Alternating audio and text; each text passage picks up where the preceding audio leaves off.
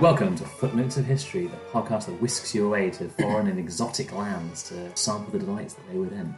With you as always are myself, Daniel Nesbitt, and the man for whom I think we can safely say the mysteries of the Orient are no mysteries to him, Tim Philpott. Thanks, Dan. Well, I think you were going to say my name then. Today's episode is going to be on the First Opium War, or as we like to call it, the War for Drugs. Not quite like that. But I think we should dive straight in.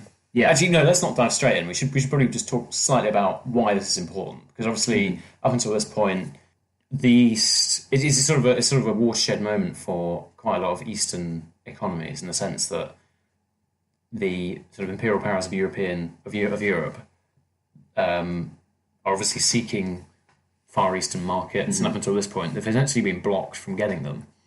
But this is a sort of moment importing the Chinese goods, but not being able to get any sort of good of their own to sell back to them. Yeah, exactly. Which for national prestige is something quite embarrassing. I think. Because I think it's the tea element, of which I'm drinking a mug of right now, which is so sort of pivotal to this. The ludicrous demand for tea in Europe means that basically traders are sort of selling anything they can get a hold of to get a hold of this tea and then bring it back to European consumers. I think it's probably important to point out we're going to be talking mainly about the period late 1830s into 1840s at the moment. So the war itself was between 1839 and 1842. So earlier end of the 19th century is where we are today, isn't it? Yeah. I was going to say we've moved forward a bit from where we were previously. Yeah. We were sort of sitting in a sort of sweet spot between the 50s and the 60s, but now we've moved a bit further forward. Yeah. Sorry. And do you want to quickly talk a little bit about what's going on in the world, just give people a bit of perspective on? Yeah, on it? Absolutely. In terms of the world context, the 1830s, 1840s, France has sort of undergone its second revolution, and is now under the Duc d'Orléans, the Orleanist monarchy under Louis Philippe. This is more. It's not really strictly relevant. It's not relevant. It's giving it, but it's more of a exactly. So kind of there's sort of some liberalising going on around in many areas. It's like the slave trade's been abolished. In British colonies. As we were going to say, the Great Trek is underway at the same period. Russia is becoming more sort of assertive. Back in Britain, it's sort of moving from. So it's at the very end of the weird sort of the transformation between the Tories into the Conservatives. Mm-hmm. So Peel is coming into prominence as a major player in the political scene, and obviously, as we know, he repealed the Corn Laws. Very sort of quite friendly to free trade, and I think that sort of epitomises the period. This is considered an act of free trade. Yeah, this sort of we're kind bullying of of China, almost exactly in the ITV Victoria series era at the moment, aren't we? Is that right? With Queen Victoria being used to the throne in 1837. Yeah, indeed. Yeah, so, absolutely. Yeah. But yes, I mean that's kind of the context in a very brief sort of. Probably quite an informative way in many ways. I think so. And also it's quite important to remember also that in terms of like non-political events, there's a couple of things. So in 1833, the Great Reform Act passed in Britain. So there's more people are able to vote, and the democracy has a sort of... It's going to automatically get MPs thinking a bit more, isn't it? Yeah, about wider issues rather than just sort of niche things. Yeah. And also, it also again inspired this idea of the government being for the general welfare rather than just sort of existing for, I don't know, people in it. Protecting people or whatever. It is a different way of thinking about government anyway. And then obviously the Industrial Revolution is continuing apace with Brunel launching Archimedes in 1838, which is the first steamship. And then steamships and ironclad ships are sort of moving on apace as well, which will segue quite neatly into our explanations for why Britain did so well in China. And should we move on and talk a little bit about China as well? So you've had a European perspective about what's going on. So we talk a little bit about China. So I think it's quite interesting. I mean, we've spoken a little bit about Japan in previous episodes, and I think there's some similarities between it, and definitely in terms of the sort of mistrust of outsiders that they have, and they're wanting to keep a kind of rigorous control on exactly how many are let in and what they're given and what they can trade in. So I think that's kind of fair to say that they were not as insular as Japanese, because there were people, outward-looking Chinese people there looking at the world, and there were people being allowed in to trade. Yeah. But, would you say there are similarities in the sense that obviously the emperor, well, both the emperor in Japan and the emperor, I mean, obviously this 20 years later in Japan, but in the emperor in China and the emperor in Japan is very much like they're considered God's representative on earth. Yeah. So anything that interferes with them being absolutely in power is obviously a danger to the regime. Do you think that's quite part of their suspicion of outsiders? I think so, The potentially, barbarian because outsiders. they could dilute the control that the Yeah. emperor has over things, and when you the system they set up, he has quite a firm hold on what's going on in his provinces. But as soon as you start introducing people who are from other countries and are kind of beyond his power, Yeah. then you do get that kind of worrying situation for, I imagine, the centralized Chinese government. Yeah. Well, essentially, the Chinese society obviously is like is very, very similar to a medieval type society. So essentially, they have the so there's sort of three or four different social strata, with the peasants being obviously the lowest of the low, subsistence level. It's very, I think I would say very, very level, similar to a very highly developed medieval It society. does sound that way, and kind of almost like, I think, as we were talking about in Japan as well, the pyramid society, Yeah, exactly, where you yeah. have the emperor at the very top, and then, as you just said, different stratas going down and down until Yeah. broadening out, but also getting less wealthy or less influential. Absolutely, yeah. So obviously, the emperor at the top, then below him, are sort of imperial-sponsored bureaucrats or scholars who are sort of, essentially almost monks or church priests of the regime kind of thing. They interpret the will of the emperor, and then below that, skilled sort of artisans that produced niche luxury goods, and then below that, peasants. But then even below that, you have like the merchant classes, which are considered to be sort of almost a sort of well, they're seen as middlemen, but it's like They don't create everything their own. yeah, they're considered superfluous in a sense because they're just moving things between people. They don't leave it like a conscious mark on society. They just move stuff around, kind of like how we think of stockbrokers and exactly bankers now, in some ways. Which is you can argue that how you like, but that's how they thought of them. So they weren't considered very important. There wasn't trade was not a priority in any way. I was wondering if you wanted to go into how they treated merchants. Okay, yeah. So in terms of looking in foreign trade, the system they had in place was called the Canton system. Yeah. This is named after the one port that Westerners were allowed to come into to trade their goods, and it's in southern China. Yeah. And there were very strict rules in terms of what Westerners could do. So they could only be there at certain times of the year, certain lengths of time. They're prohibited from bringing their families because the Chinese didn't really want them to actually establish any links or put any roots in the system. Or integrate anyway. Yeah, and integrate anyway. And they weren't allowed to learn Chinese either, so they had to do everything through interpreters. Again, I think to stop them getting a foothold and going outside the system, perhaps. And the government strictly supervised merchants in terms of how the Westerners were treated. So they had a system called the Kohong, which is kind of almost like a cabal of Chinese merchants who would deal with the Westerners, and then they move the goods on throughout them. So it's kind of like another layer to get through. And they were sort of like like I said, they supervised literally everything that happened in the. I think as well the reason why they had the Canton system. I don't know if you we're going to mention this, but I'll go into it anyway. But it's because there used to be a sort of wider system of the merchant class, the Kohong, who would be supervising all the ports, and they had special privileges from the emperor to collect the taxes and so on. There was so much abuse in the system because they're obviously so independent. Yeah. But the emperor sort of realised that this wasn't really working for him, so decided to ban it and then move them all into one place. Canton. Yeah. And I think the other interesting is like it was impossible for Westerners to speak directly to government officials. So it's another thing of if they, just to make sure that they don't feel at home here, and if there was an issue they can't resolve it themselves, they have to go through another Chinese person, the person they have the issue with, to get to any sort of authority. Yeah. It's really sort of. I think it sort of epitomises their idea of the foreigners as barbarian. Yeah, and I think it is always themed towards making sure that they don't have any sort of real foothold in China. If that makes sense, and it's important also to point out at the time I think partially because it would cost so much to actually get to China from the West. Yeah, a lot of the trade is done through companies, so things like the British East India Company, which is probably one of the most, I would imagine, one of the most powerful corporations ever to exist in the world. Well, it was state-sponsored as well. Yeah, it was, and it had a monopoly. So you had people like the British East India Company, Dutch East India Company as well, and then French and American companies coming in as well. Yeah. And I think, should we talk a little bit about what they were actually trading in? You touched on it before with the tea. Going into it, just sort of showing the scale of exactly how much they were bringing out of China. So in 1700, so going back back to the previous century. Yeah, because it was a sort of like a sort of insatiable appetite It for really Chinese was. goods, wasn't it? Yeah, it really was. As we said, like Chinese society is quite. They're sort of like they've got all this.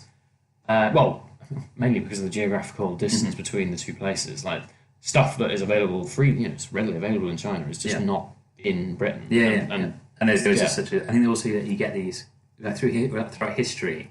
Almost growing, you have this sort of Orientalism around that sort of mystery of the East. It's very popular. You get in later in the 19th century, you get like reproductions of Chinese furniture and stuff like that. But this is almost like the first wave of it. So in the 1700s, so going back about 100 years, just over 100 years, there was 92,000 pounds of exported to Britain alone in terms of tea. Yeah. This rose really rapidly. So by 1751, 2.7 million pounds of tea was being exported annually, and then by the time we get to 1800, it's 23 million pounds of tea a year is going back to Britain. This is around 3.6 million pounds of silver in terms of what the British were paying for it. Right.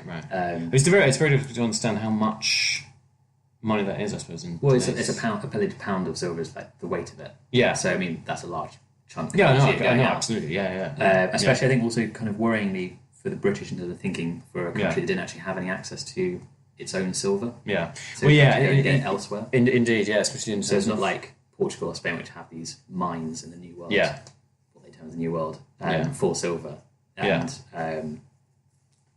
it's Britain's having to go and get the silver from somewhere and then send it over to China. Yeah. So I think as you've said, they were looking for something to almost balance the books. Yeah, absolutely. Something they could actually send back. Again, as we mentioned in the episode on Japan, the view was very much like, we can't have a deficit because that means we're giving China our silver. Whereas, ideally you'd be in a situation. You've got to remember that basically they were sort of thinking of it in the sense that having more silver in your coffers or more gold in your coffers was seen as, you are a superior country somehow.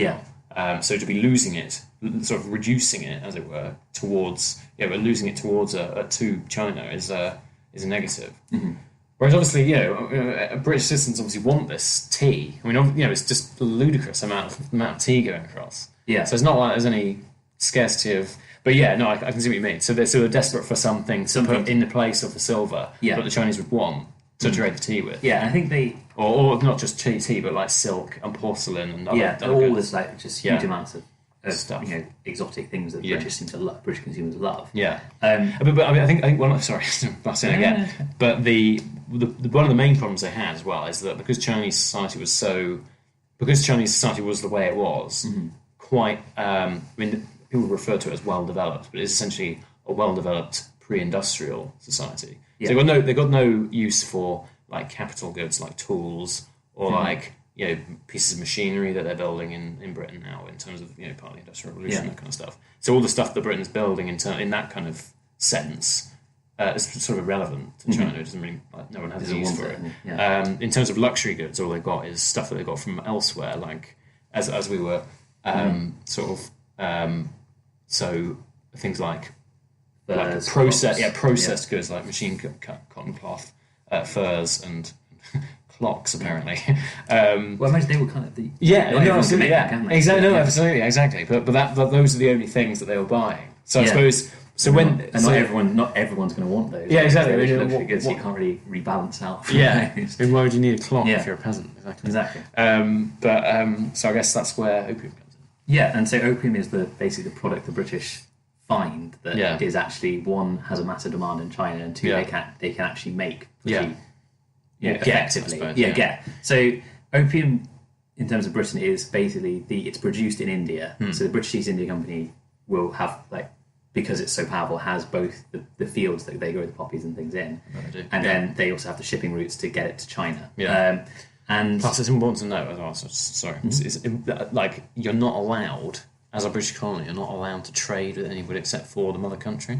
Oh, yeah, of course, yeah. Do you remember? Yeah, so although all this chat about free trade, so they have to trade with Britain first, and then Britain has to trade with whoever, with China. Yeah, and so I think just looking at... one of the reasons it was so successful is there was such a high demand for it in China, and just looking at the figures that they're exporting, it's just vast. So they would export it in... It would be exported in chests, which one chest held around 140 pounds of opium. That's ludicrous. Yeah. I don't know how much opium you're supposed to smoke. Well, that's more than one person needs. Yeah, I would assume. I have no idea. So in 1773, when it was kind of like in its embryonic phases, the trade, they were exporting around 1,000 chests a year. So that's quite a hefty amount still. Yeah. But then by 1828, so early on, about 10 years before the war, 10 years before, it's risen to 18,000 chests a year. And then 1839, so on the cusp of the war itself, it's risen to 40,000 chests a year. That's insane. So that's, in just over 10 years, it's more than doubled. And so it's just literally flooding into China. And I don't know if you want to carry on, because I can see your list of figures there.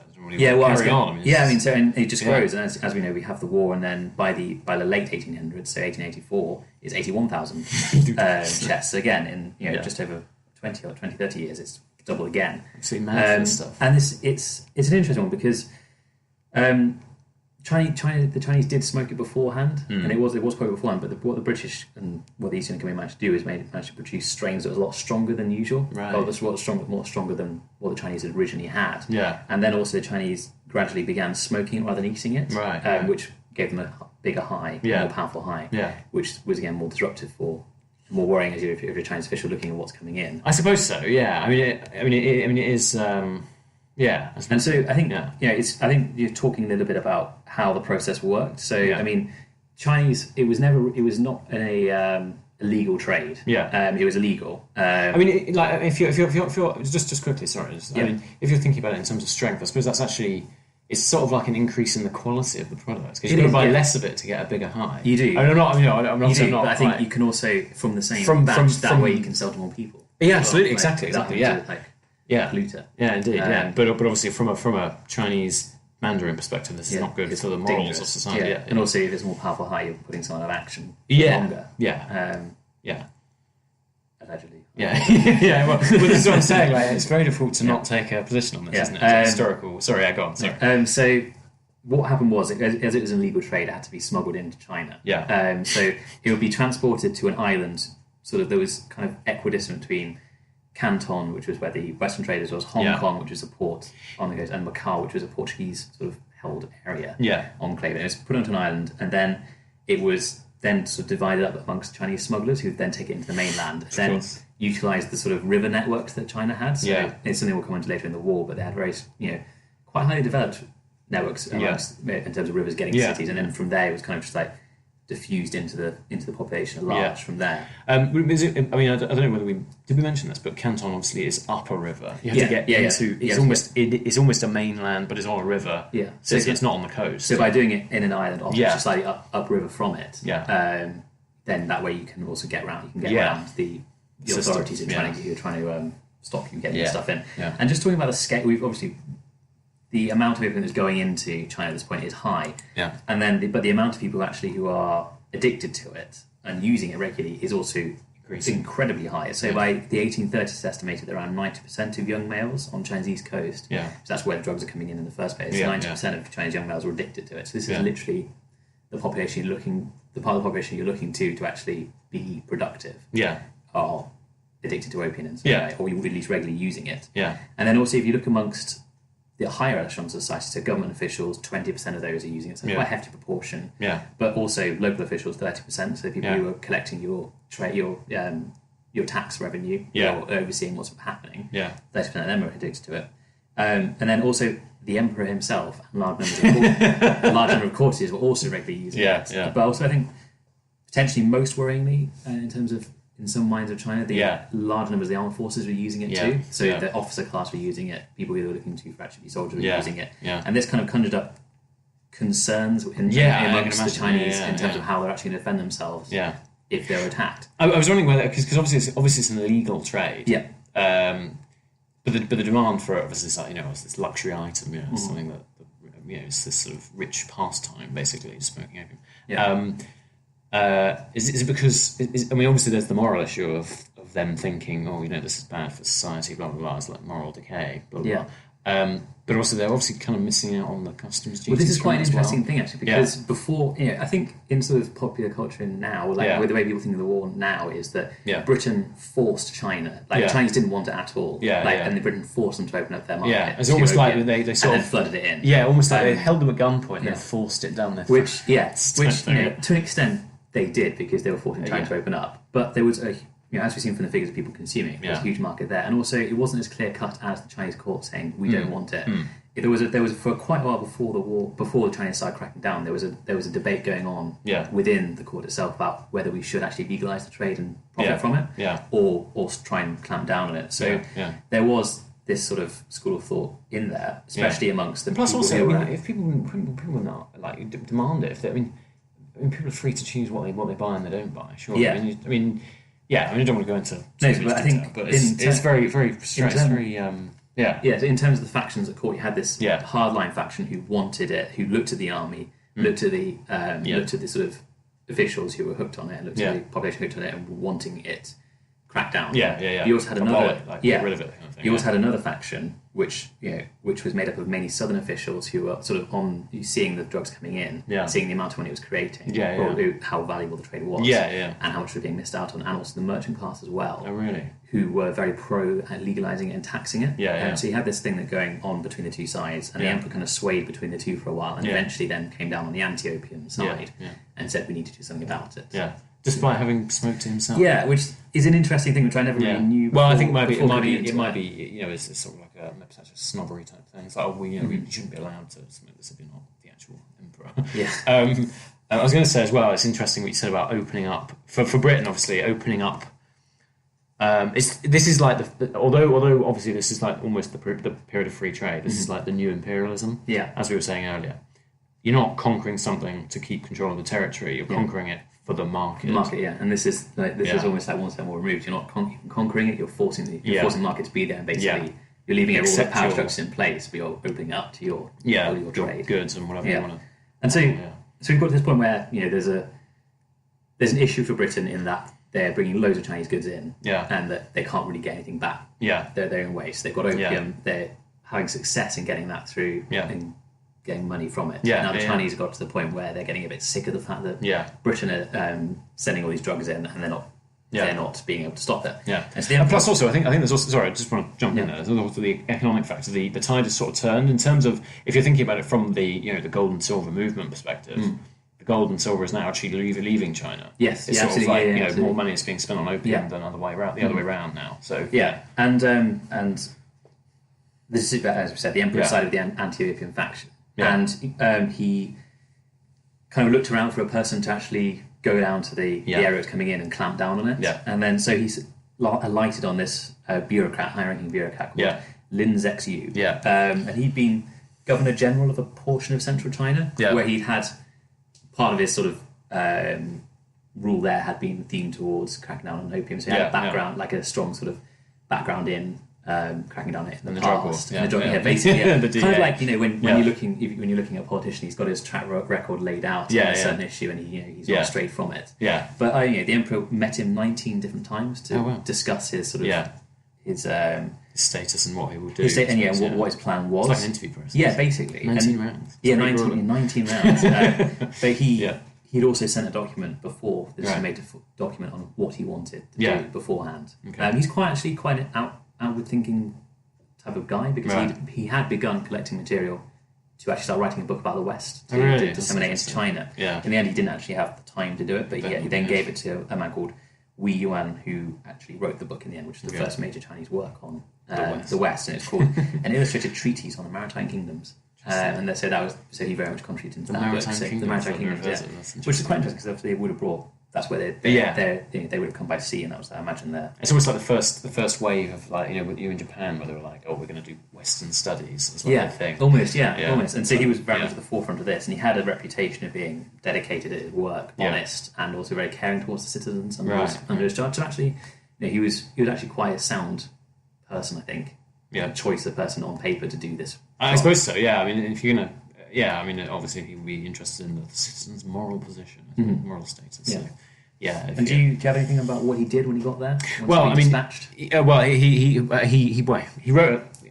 he was made the special imperial commissioner with the task of eradicating opium. So he'd gone down to the area where Canton was. Yeah, exactly, and sort of southern eastern coast, and then sent a letter to Queen Victoria saying, "What are you doing?" This kind of thing, which is sort of debatable whether it ever arrived. Yeah, I think I read that it never actually got there, but it was later published in the Times, I think, as kind of like an op-ed almost. Yeah, oh, really? Yeah, like a letter to the editor almost. Somehow washed up there. From Lindsay Zexu, yeah.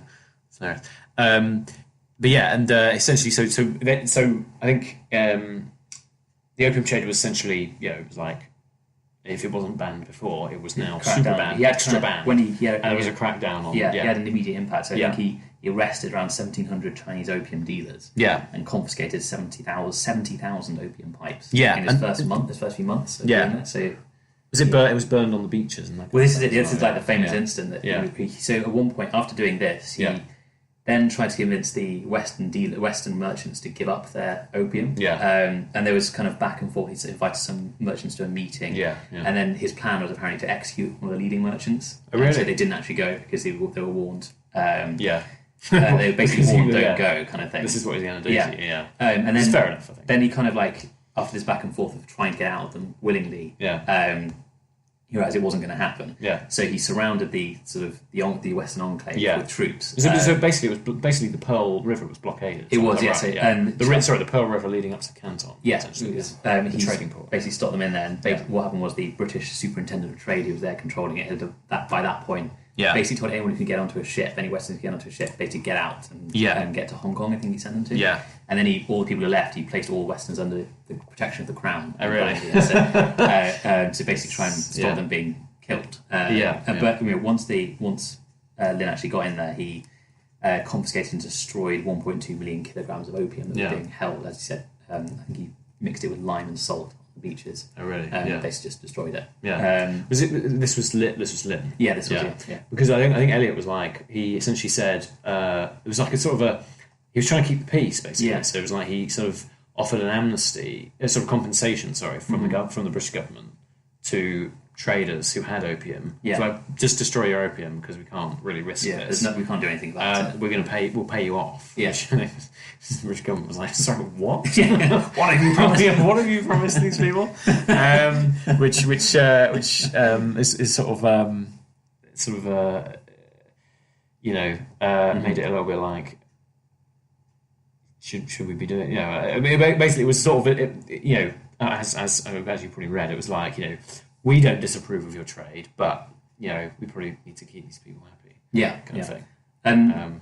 So that was kind of the Canton sort of incident where it was kind of, I think it's almost like a watershed moment in the debate, because that's where like the first big Chinese movie has been made. He's actually moved on the Westerners and he's forcibly taken their opium from them. And then destroyed it. Yeah. There was another incident as well, which kind of happened around the same time. Yeah. This kind of the Kowloon incident, which kind of played into the popular mindset of the rising feeling of anti-Western and particularly anti-British mindset. Yeah. Do you want to talk about that? Do you want me to? No. Yeah, feel free to leave. Essentially, was not like basically a bar fight. It was basically what happened was there was a group of British and American sailors kind of went on a drunken rampage through near Kowloon and beat a Chinese man to death. Oh yes, yeah. And then what happened was the Chinese authorities demanded that they all get tried in China because they've done this Chinese soil and they killed a Chinese man. Yeah. But the British commander of the British ships, Charles Eliot. Yes, the British authorities refused and tried them on board a ship. Yeah. Instead, interestingly, they were all found guilty of basically the crime they did. Later, when they got back to Britain, they were all kind of quietly, nothing was done about it, but they were found guilty at the time. Yeah. Obviously, this wasn't good enough for the Chinese because basically essentially foreign citizens coming in, killing someone, and then not facing justice, which is to their mind not right. It's obviously not right. And then kind of the situation escalated in terms of the Chinese then. The British merchants were then told to evacuate any surrounding areas that they were in and went out to sea, out of port and out to sea, and then Chinese ships arrived to stop them coming back in to resupply. Yeah. And after kind of like a standoff or on a skirmish, the British eventually just left because they were running out of supplies and couldn't get back to the supply. Yeah. And so that's the Kowloon. Yeah, that's the Kowloon, which is kind of like Kowloon crisis. Yeah, kind of like a next step on. So it's gone beyond gone beyond the opium at this point. Yeah, it's now almost it's an issue of national pride. Almost. Yeah, exactly. Like, so at the moment, the Caledonian Incident happened in July 1839, Yeah. and I think from there we can definitely see that things escalate very quickly. So in October 1839, the British Expeditionary Forces ordered to China by Lord Melbourne, Prime Minister. Yeah. And I think it's quite important to say at the moment, just looking at the British kind of debates around it, it was a lot closer than I was expecting in terms of the votes on the war. Yeah.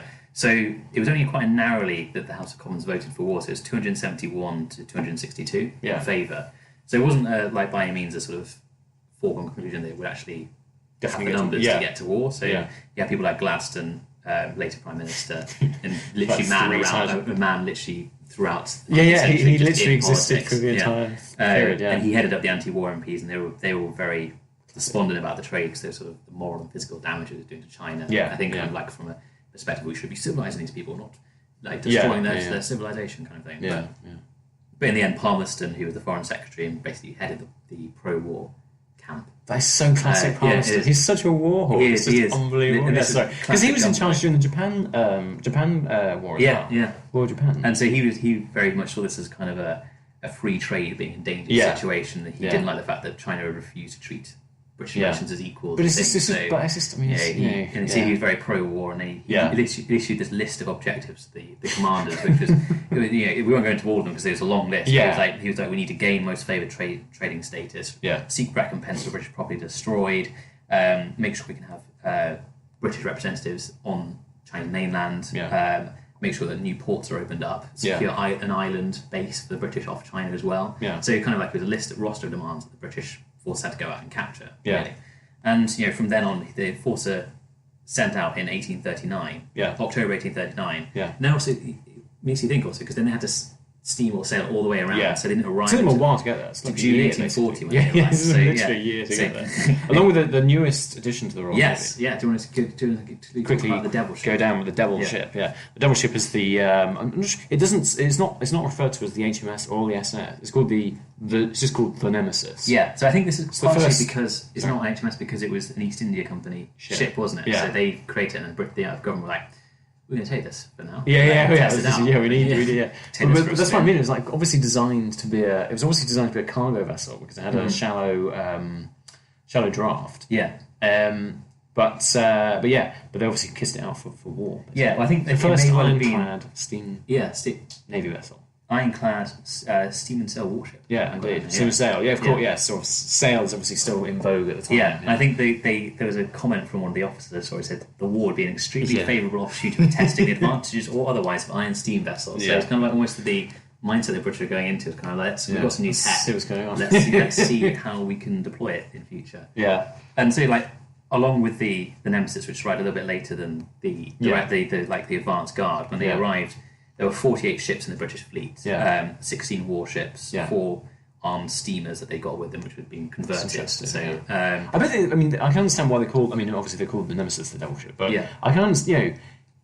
Steamships must have been at the time. It's like, what are these monstrosities that were ranged against? And it's something we'll come on to after it's like Dragon War. Basically, after we sketch out the war, we'll just definitely go on to just how superior the British were in technology. And along with the warships, they had 27 transport ships and troop ships, and then 4,000 soldiers. And like just looking at the sort of effort that went into this war on the British side in terms of the supplies they needed, they had £6 million of coal in this advanced fleet alone, plus 16,000 gallons of rum for soldiers. Of course, that's by their rations. And it kind of, for me, it kind of shows the resources of the empire being drawn on. So there were ships and troops coming from all over the empire. So you had people coming from South Africa, from India as well. India as well. And it kind of just shows once the empire kind of cranks into gear where it can deploy troops from. And I think this probably shows also it wasn't just Britain fighting from one side of the world to China the other side of the world. It had all these way stations in between which helped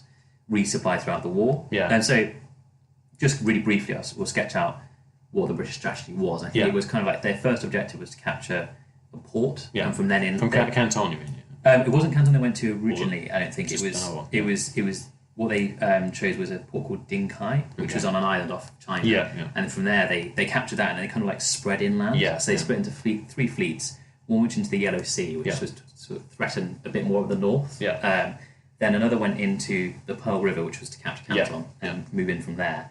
And then another one which went to Pihao, which was to try and basically deliver Palmerstein's demands to the high command of the emperor. And like basically what happened was, although the war went on until 1842, I don't think there was ever in much doubt about who was going to win. Because as the British kind of just like everywhere they met the Chinese, they just steamrolled them. And it was only, I think, because the Chinese had more men to draw on that they kept going for so long. And the British kind of like advanced slowly but surely between upriver and into in more and further into China, using these river system that had been originally used by for traders and things. They just took advantage of that and they captured town by town, really. And so should we talk a little bit about why the British won? Straightforward, Well, I think we were going to put the picture on the episode page. It's going to be footnotesofhistory.com/12.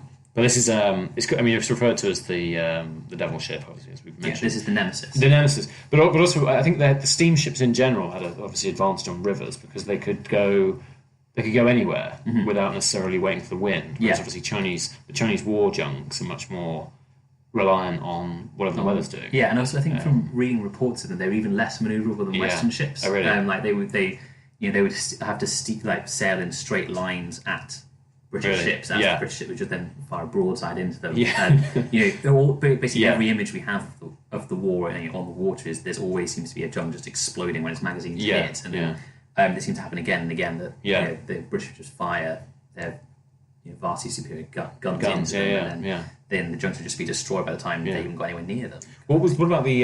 Some of the ships had ludicrous numbers of guns on as well. So it's just so totally unmatched. I think from just looking at the British advance units that got there in June 1840, so the very first ones that got there. They had the 16 warships had 540 cannon between them, so that's a huge amount. On each ship, and these ships are going to be bigger, as you said, much more manoeuvrable than any Chinese ship that they can be sent against them.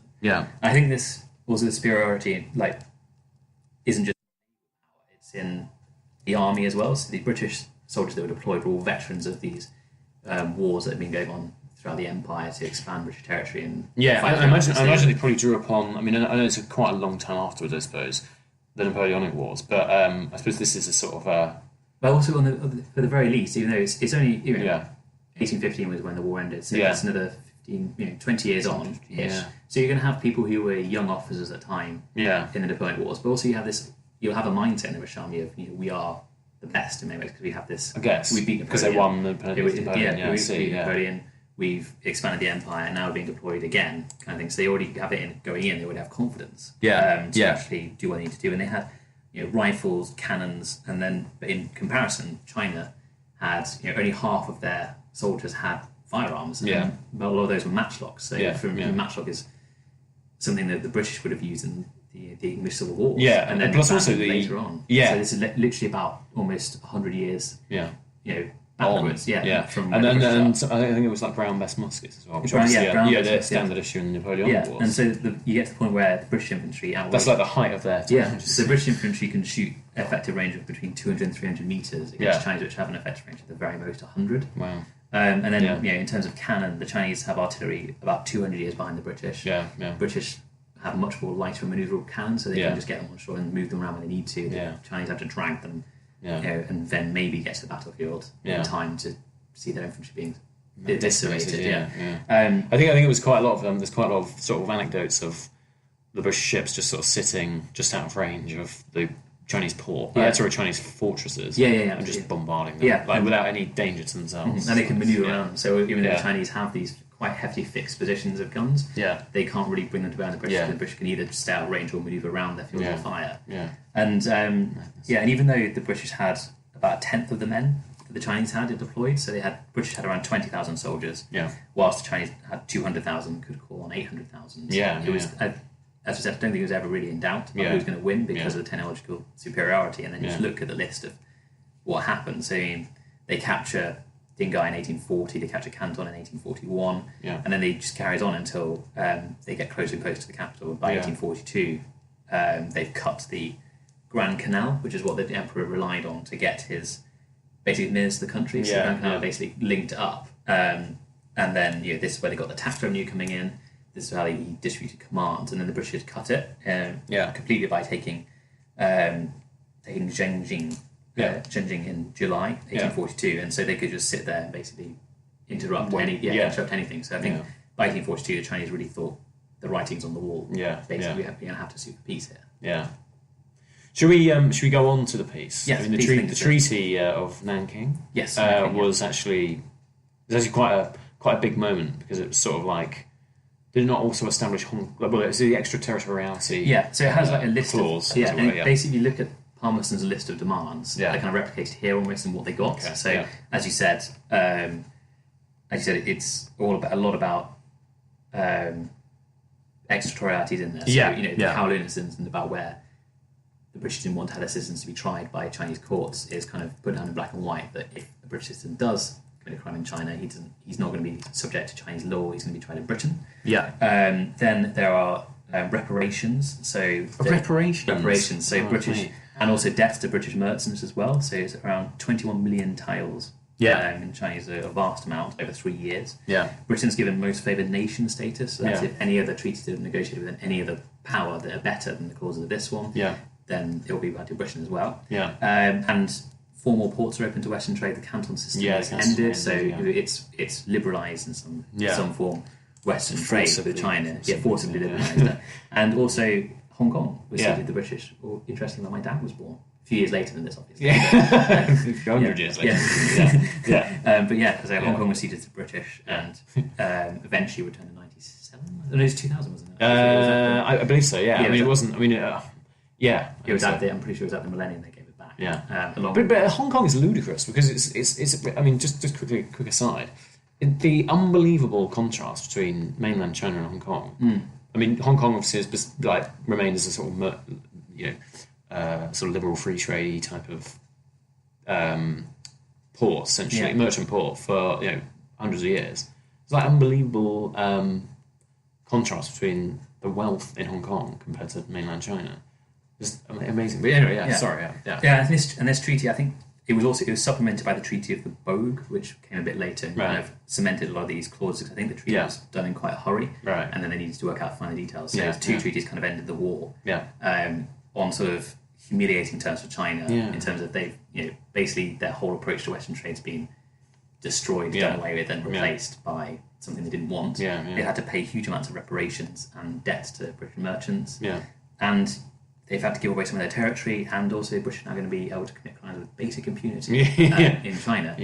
And this it's very, there's quite a lot of similarity, obviously, with the Japanese. Yeah, absolutely. When you're looking down it, I think this is exactly what... This is the generic treatment. It is, of Eastern Asian nations by imperialist powers. And there's a definite pattern in terms of how they are treated and how the terms that are put upon them. I think this is sometimes seen as the start of China's what's called century of humiliation, mainly by Western nations.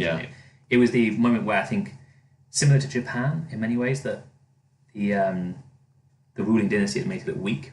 So from then onwards, you had rebellions and uprisings kicking off with more and more regularity, and probably the most destructive was the Taiping Rebellion between 1850 and 1864, which caused between 20 and 30 million deaths in China. That's ludicrous. So, I mean, just horrific circumstances. This, but under what circumstances? I don't know. I think maybe potentially another episode going into it. But I'm imagining disruption, famine, disease spreading, that type of thing. It's only that kind of thing that caused so many deaths. And so Lin himself suffered quite badly from it, because he was kind of used as a scapegoat by the regime. So he was sent to a remote province to rule over, to administer. Basically, I think it's basically the Russian version of getting sent to Siberia. Chinese version. But he did manage to work his way back to a measure of his previous position. Again, I think showing the fact that he was actually quite, although he did badly after that, he was actually quite effective. He was effective what he was sent to do in there, but unfortunately, I don't think he really reckoned on the will of the British to not be circumvented. I guess so. So I think this kind of just shows. Basically, it's a complete victory for the British. Isn't it? I mean, it is like we said, it is a sort of although it started as a sort of trading relationship, it very much became just an extension of sort of imperial power, essentially. And that's a bit of a shame, but what can you say? And so I think that's basically. I think it's a good place to leave it in terms of that. I mean, we are going to be doing the sequel to this, which is of course, if this is with a the film world, it'd be China coming back, kind of the underdog coming back and having its vengeance kind of thing. Yeah, the Empire Strikes Back. Basically, the Empire Strikes Back, so, but unfortunately, I feel many people might know that didn't happen. So we will be covering the second Opium War in a future episode. But do you have any further reading at all? I do have a few bits and pieces. Do you want to? So a couple of ones. So there's a very good MIT website called MIT Visualizing Cultures. If you type in MIT Opium Wars, it will come up, MIT Visualizing Cultures, and it's quite a good introduction to the opium trade, the war itself, how it was conducted. Yeah, and it's got quite a lot of more sources on there, and also the Ibis trilogy by Amitav Ghosh is historical fiction set in and around the First Opium War. Yeah, and kind of gives quite a good, interesting sort of introduction to it. If you want to look at that as well, so they're both quite good areas to explore. Yeah, I've got one that's hot off the press, or nearly hot off the press. It's supposed to be published in 20. I know exactly. Yeah. Apparently, this is all completely new. It's really expensive, but it's really new. Released in the 29th of March, the Qing Empire and the Opium War: The Collapse of the Heavenly Dynasty, from the Cambridge China Library, and this is sort of a revisionist. Revisionist. I mean, I suppose it's definitely not the second look, probably the 90th look at this period and the perceptions of the Opium War on both sides, in both countries. Because presumably that is coming from a Chinese. Well, I mean, it's translated in English. Indeed, it is. Yeah, it's quite interesting to see the opposite view, because obviously history is written by the victors. Yeah, well, absolutely. And, so it'd be quite good to see more Chinese perspectives. Yeah, I mean, I suspect. I mean, there is an aspect of that, isn't there? I suppose. I mean, we don't really. Yeah, so I mean, I think it's always good. I think rounding off in many ways, I think this sort of incident shows how strong the Western powers were. I think the industrial revolution and the sort of internal liberalisation, I suppose, of the economy had made them on the downside, made their militaries extremely powerful compared to absolutely. And I think it just shows another sort of chapter in Western imperialism in Asia. Just shows how, likewise with Japan, it's not so much a conquest move; it's a forcibly opening trade move, and then extracting money from them, basically, and in humiliating terms. So I think again, it's an interesting way to look at imperialism in a different sense to how we look at it in Africa, which is very much a conquest, and then take the resources. So it's a variation on the theme. You still get the resources, but you do it in a slightly different way. And I think, as I've said, we will be returning to the subject in a few episodes' time with the Second Opium War. So join us then. Indeed. Look out for it. Thanks for listening to Footnotes of History. For more episodes, visit footnotesofhistory.com and subscribe. Or, if you want to suggest an episode to us, email us on episodes@footnotesofhistory.com. You can also follow us on social media @FOH Podcast for Twitter, and we're also on Instagram and YouTube. Thanks for listening.